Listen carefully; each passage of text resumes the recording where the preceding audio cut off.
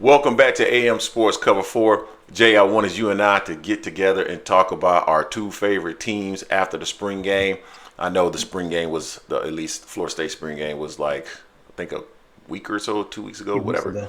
And yours was the week before that. But I did want us to talk about who is the number one team in Florida going into 2024 based off what we've seen from the spring game and who has the best chance of coming out of the ACC and or making it to the college football playoffs. So Jay, you got the opportunity to see the Miami Hurricanes. So did I. I want you to give us your thoughts and feedback in regards to how they look during the spring game and what you see projected for 2024. Yeah, in the spring game, I mean, all spring games are made for your team to look good as possible. That's how they're supposed to be, and that's how they should be. If you don't look good in your spring game, you got a lot of concerns at that. With that being said, I was interested to see how Cam Ward fit into the team and how he commanded the team as well, how they responded. And I thought they responded really well to him. You saw on some drives after a drive, you saw all the receivers came around him. He's sitting there coaching them up like that. That's not something we've seen in a long time. You know, he's a different type of quarterback as far as being vocal. I always like my quarterbacks to be more vocal than not because that's a leadership. You know, pretty much the quarterback's going to set the tone on the offense. You know, we need someone to Yep. have that type of leadership. We didn't have that before in a while. You know, it wasn't just TVD. Even King wasn't that type of vocal leader like that. He led basically by his what he did on the field. You know, so when he took control of the offense, I like that. I like the way he was throwing. He had a high completion percentage, which was expected. You know, in the spring game, which it should be. Some of the thing that we had troubles with was the fact that we didn't have that many running backs available. You know, all our running backs were either Cheney and Parrish. They transferred out. Fletcher was hurt. Ajay Allen was hurt, so we had Trevante Citizen being our starting, a second string actually. He came in second. Chris Johnson was our starter, super fast. He looked decent. He showed flashes, which I expected from him. I was surprised by how well Isaiah Horton came on there. I thought he was going to be okay, but he flashed a lot too. Um, Jacoby George didn't play due to injury. Xavier Strepo, he's always solid. So he gave us what I expected of him. Now, as far as the offensive line, they did pretty well. You know, considering the fact we're missing our starter, Francisco at Francis actually at right tackle. You know, Pancake took over for that. He did pretty well on that. And it's hard really to say, how great the offensive line did, how great the defense line is, because they're not going necessarily full tilt. Because that's how you get a lot of injuries, especially in the trenches like that. So they handled each other pretty well. I thought Trevante Citizen, who was one I was really big on when he picked us over LSU, because the kid was like 6'1", like two something. He was solid as a running back, but he had a bad knee injury. It took him almost 2 years basically to get back. And even now, I saw him wearing a knee brace. I can relate to that, having several ACL injuries myself on both knees. I can relate to that. Seeing him, he was kind of tipping a little bit. He showed flashes, but not fully. As a result, it looks like he's transferred out, leaving the team. The receivers wise, man, JoJo Trader, that kid is just smooth. He's smooth, true freshman. Night Carr, explosive out the slot. So they showed real promise. They flashed a little bit there. Defensively, we're missing some of our corners. That's one of our weaknesses right now. But Derek Porter, he played okay in there. He didn't play too often, too much on there. I'm just worried about our depth there. And running back wise, like I said earlier, it was Chris Johnson starting, Trevante Citizen, and then even Hellcat got in a little bit. He showed flashes as well, but as far as scholarship and back at running back, we struggle on that as far as having bodies there. I mean, we have the freshman, Elijah Aurora Lofton. Oh man, that kid's gonna be special because he can be used. Plan on using him like a Debo Sanders out there. So he looked pretty good out there. But overall, I think the spring came for us. We had a lot of freshmen out there showing, flashing, like Cam Pruitt coming in, goes as Bobby linebacker. He's a freshman. Kid was all over the place, and Marcus Lightfoot, new freshman as well on the defense line. He showed flashes. He gained some weight, but he showed flashes on there. So overall, I was pretty okay with the spring game, seeing how they look. I think more so once we get the other enrollees come midsummer, prior to fall camp, I want to see what we'll look like then. And then, of course, the transfer portal, seeing, some people leave, some people come in, see how that fits us and some of the gaps we do have there. But overall, I'm hopeful for the season. I like the way, most importantly, the way Cam led the team on offense. Defensively, we're missing our leader as far as the linebackers with Chico. Chico wasn't there; he was hurt. Wesley filled in, looked like he played pretty well at linebacker. So for me, the weaknesses on the defense is really our depth at cornerback and experience at cornerback.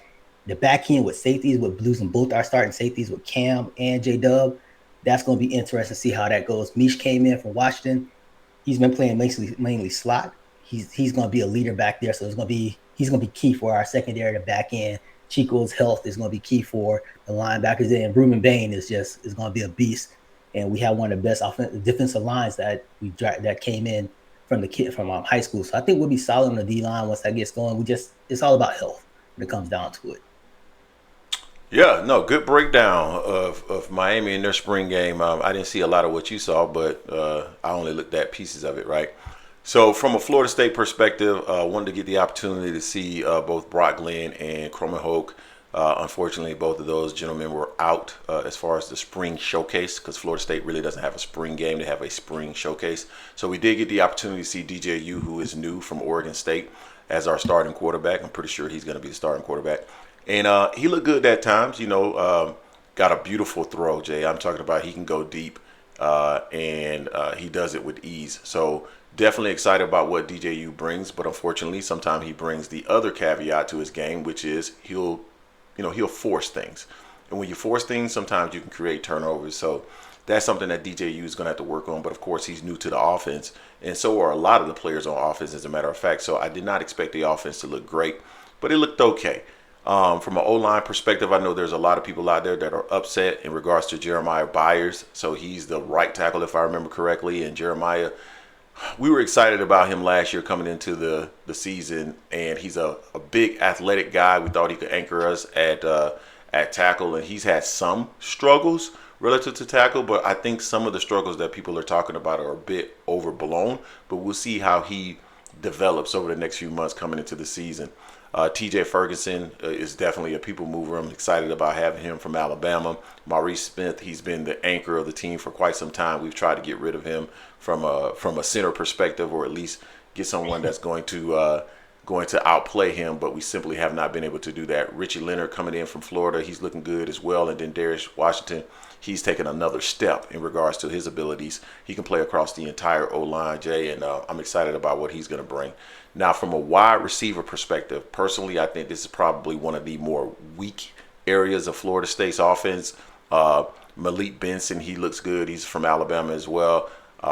Didn't have a lot of productivity from Alabama, but still, he's silky smooth, extremely fast, and he can actually go up there and get a 50-50 ball as well. So I'm excited about Malik Benson. Came out of the spring game with slight injury, but overall, I think he's going to be good and ready to go for the fall.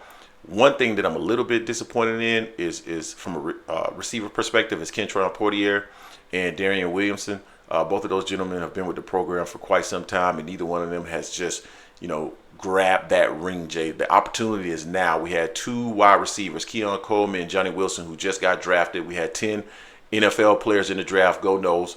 But now here's the opportunity, if you are a wide receiver, to really make your mark, stake your claim, and neither one of these gentlemen stepped up. I personally feel that both of them are eligible or probably likely candidates to enter the transfer portal because, simply put, they're just not making an impact. And then we got Hakeem Williams.